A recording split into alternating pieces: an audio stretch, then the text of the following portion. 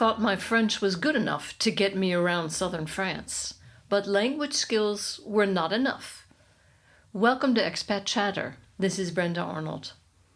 For those of us who predate Google Maps, convoluted directions to a friend's house are undaunting. Instructions like turn right at the gas station or take the third left after the light are the norm. So when I visit my friend Magali and she tells me how to get to her house, I'm initially unfazed. But considering that she lives in France, it dawns on me that it might get tricky. Everything is going to be in French. It turns out that it isn't just the foreignness of the language that proves my undoing. My friend is working late the evening I arrive. Pas de problème. She has left me a key, but I must get there by public transportation. Vivid pictures in my mind show me getting breezily off the bus, waving a pleasant au revoir to a beret-clad bus driver, and sauntering over to the old, converted farmhouse where she is purported to live. My mind has surrounded the house with a garden. And is that a stream I see nearby?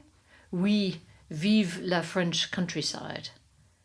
Reality is painting a much bleaker picture, rather less like a colorful Monet water lily canvas, more along the lines of Goya's black paintings in his later years in France.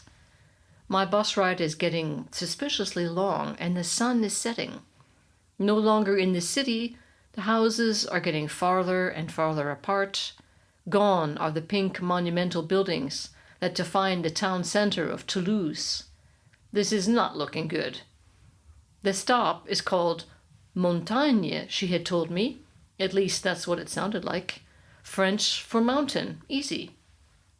But a couple of stops ago, it's been 5 already. How time flies on the bus. The driver had announced the stop Michel Montaigne. Like the philosopher, I muse in my bus ride stupor, focused on holding my suitcase so it doesn't roll away. Wait a minute. Montagne, spelled G-N-E, and Montaigne with an A-I-G-N-E.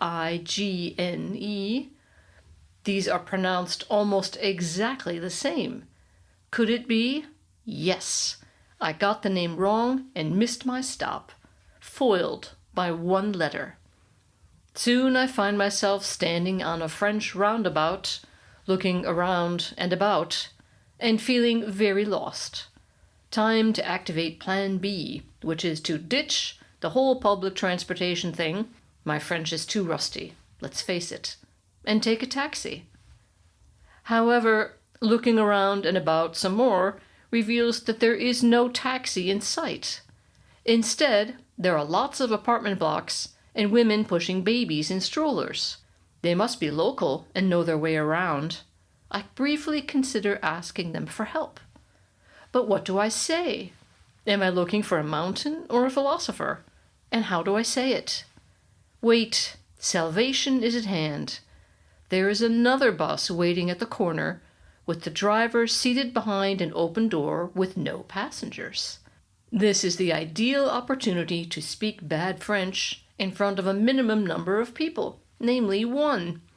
He's not wearing a beret, to my disappointment, but he'll do. Excusez-moi, bus, arrêt Montaigne, no, là, I say, smiling enthusiastically and waving my arm in the direction where I got off the bus. To my boundless relief, the driver understands and points me to where I can catch the bus going back in the opposite direction. In my confusion, I had wandered far away from the spot where I initially got off. The bus arrives. I'm on a roll now. I can speak French. Heck, I just did it with that last bus driver. Good day, monsieur. I have descended the bus incorrectly. The mountain turned out to be a philosopher, and I must return whence I originated. The advantage to sounding so ear-shatteringly foreign is that people immediately recognize you for what you are. Clueless. The friendly driver tells me to install myself on the seat nearby, and he will inform me of the correct stop. I don't even have to pay the fare again. This pathetic foreigner thing does have its advantages. Another bus ride, a bit of searching, and I finally find the right house. The next challenge is at hand. Magali has hidden the key under the lemon tree on the terrace, but there are 4 pots with large tree-like plants. But where are the lemons? There's not a single lemon to be seen. In Ohio, my contact with lemons was restricted to the lemon pledge furniture polish my mom sprayed on the piano. Give me a maple tree, cottonwood, or apple tree any day, even without the apples, and I'd be fine. I'd even climb them. But lemon?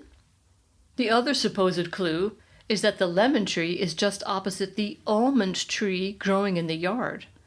The almond tree? That's not in my tree portfolio either. By this time, it is pitch black. I pull out my cell phone and turn on the flashlight. If I can't figure out which tree is lemon, I'll just examine all of them. One by one, I lift them up, but they're heavy, and each rests on a separate clay dish. Is the key in the dish or under the dish? Suddenly, I realize that the neighbors can see me with my light poking around in the dark. In the U.S., if a neighbor sees you in the yard messing around, well, we've all read the papers, haven't we? Bang! That does it. I doubt the French have any artillery heavier than stale baguette crumbs, to be honest, but this is no time to take chances. I turn off my phone, sit down on a garden chair, and resign myself to simply waiting on the terrace.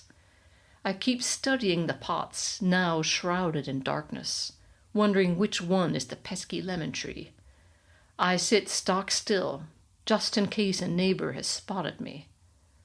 When Magali comes home, she can't stop laughing at this stupid Midwesterner who can't tell a lemon tree from an almond. Well, just wait till I get her to the U.S. and send her out to the pumpkin patch to find an acorn squash. She'd never come back. Thanks for listening, and see you next time.